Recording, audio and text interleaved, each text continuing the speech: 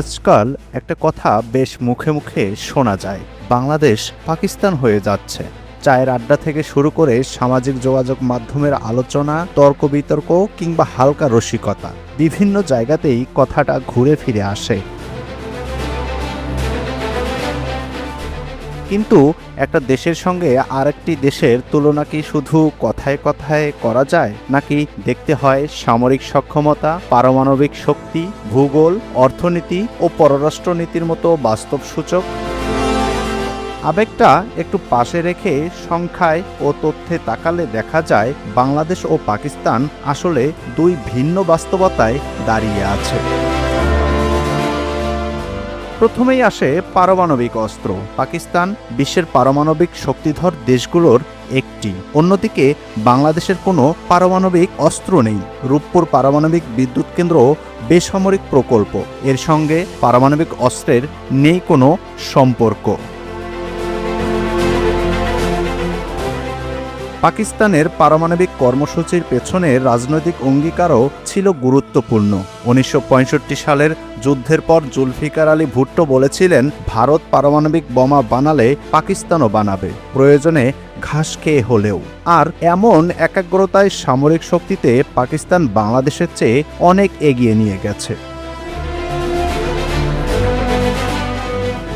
বড় সেনাবাহিনী, যুদ্ধের অভিজ্ঞতা এবং চীন তুরস্কের সঙ্গে প্রতিরক্ষা সহযোগিতার মাধ্যমে তারা আধুনিক যুদ্ধবিমান ও প্রযুক্তিতে সক্ষমতা বাড়াচ্ছে। এমনকি চীনের এবং তুরস্কের সাথে ভিন্ন যৌথ প্রকল্পে পঞ্চম প্রজন্মের যুদ্ধবিমান তৈরির পরিকল্পনাও করছে পাকিস্তান। বাংলাদেশের বাস্তবতা এখানে আলাদা। বাংলাদেশ সেনাবাহিনী বড় ধরনের যুদ্ধের বদলে জাতিসংঘ শান্তিরক্ষা মিশনে দীর্ঘদিনের অভিজ্ঞতা অর্জন করেছে এবং এক্ষেত্রে আন্তর্জাতিকভাবে গুরুত্বপূর্ণ ভূমিকা রেখেছে। কিন্তু সরাসরি যুদ্ধের অভিজ্ঞতা ও সামরিক শিল্প সক্ষমতার ক্ষেত্রে পাকিস্তানের সঙ্গে তুলনা করলে পার্থক্য হবে আকাশ পাতাল। এরপর আসে ভূগোল। পাকিস্তানের সীমান্ত রয়েছে ভারত, আফগানিস্তান, ইরান ও চীনের সঙ্গে। ফলে দেশটির নিরাপত্তা কৌশল সরাসরি একাধিক শক্তিশালী রাষ্ট্রকে ঘিরে তৈরি হয়েছে। চীনের সঙ্গে ঘনিষ্ঠ প্রতিরক্ষা সম্পর্ক এবং যুক্তরাষ্ট্র, তুরস্ক ও মধ্যপ্রাচ্যের বিভিন্ন দেশের সঙ্গে কৌশলগত যোগাযোগও সেই বাস্তবতার অংশ। বাংলাদেশের ভৌগোলিক অবস্থান সম্পূর্ণ ভিন্ন। দেশের প্রায় 3 দিক থেকে ভারত দ্বারা বেষ্টিত, দক্ষিণে বঙ্গোপসাগর। ফলে বাংলাদেশের নিরাপত্তা ও পররাষ্ট্রনীতির অগ্রাধিকার স্বাভাবিকভাবেই ভিন্ন ধরনের। পররাষ্ট্রনীতিতেও রয়েছে বড় পার্থক্য। পাকিস্তানের রাষ্ট্রীয় নিরাপত্তা নীতির কেন্দ্রে দীর্ঘদিন ধরেই ভারতকে ঘিরে সামরিক ভারসাম্য একটি বড় বিষয়। সেই কারণে চীন, তুরস্ক, যুক্তরাষ্ট্র ও মধ্যপ্রাচ্যের দেশগুলোর সঙ্গে সম্পর্ককে তারা অনেক সময় প্রতিরক্ষা ও কৌশলগত প্রয়োজনের সঙ্গে যুক্ত করেছে। অন্যদিকে বাংলাদেশের পররাষ্ট্রনীতিতে অর্থনৈতিক সম্পর্ক, বাণিজ্য, উন্নয়ন সহযোগিতা এবং আঞ্চলিক স্থিতিশীলতা গুরুত্বপূর্ণ ভূমিকা পালন করে। কূটনীতির মাঠেও পাকিস্তান যেন বাংলাদেশের চেয়ে অনেক এগিয়ে। ইরান, ইসরায়েল, যুক্তরাষ্ট্রের সংঘাতেও পাকিস্তান কূটনৈতিক তৎপরতা চালিয়ে আলোচনায় এসেছে। বড় শক্তিগুলোর সঙ্গে সম্পর্ক কাজে লাগিয়েছে। পাকিস্তান যেখানে মধ্যস্থতার সুযোগ খুঁজছে, বাংলাদেশ সেখানে অনেক সময় দর্শকের আসনেই বসে থাকে।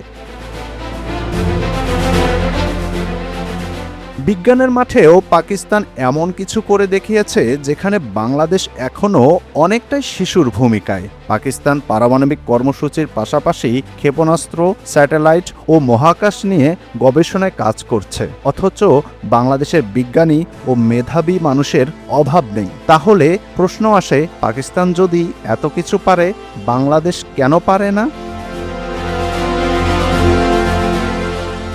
প্রশ্নটা আবারও সামনে আসে, বাংলাদেশ কি সত্যি পাকিস্তান হয়ে যাচ্ছে? সামরিক সক্ষমতা, পারমাণবিক অস্ত্র, প্রতিরক্ষা শিল্প, ভূগোল এবং পররাষ্ট্রনীতির দিকে তাকালে উত্তরটা বেশ পরিষ্কার। বাংলাদেশ পাকিস্তান হয়ে যাচ্ছে এমন সরল সমীকরণ বাস্তবতার সঙ্গে মেলে না। দুই দেশই দক্ষিণ এশিয়ার অংশ, ইতিহাসের সঙ্গে তাদের গভীর সম্পর্ক রয়েছে, কিন্তু স্বাধীনতার পর রাষ্ট্রীয় অগ্রাধিকার, নিরাপত্তা কাঠামো, অর্থনীতি ও কৌশলগত অবস্থান এক পথে এগোয়নি। তাই বাংলাদেশ পাকিস্তান হয়ে যাচ্ছে এটা মূলত প্রচলিত কথাবার্তায় ব্যবহৃত একটি উপমা, কিন্তু বাস্তব সামরিক ও কৌশলগত সূচকে বাংলাদেশ ও পাকিস্তান এখনও দুটি আলাদা রাষ্ট্র, দুটি আলাদা বাস্তবতা এবং দুটি আলাদা পথের গল্প। আসাদুজ্জামান ফিরোজ, চ্যানেল 24।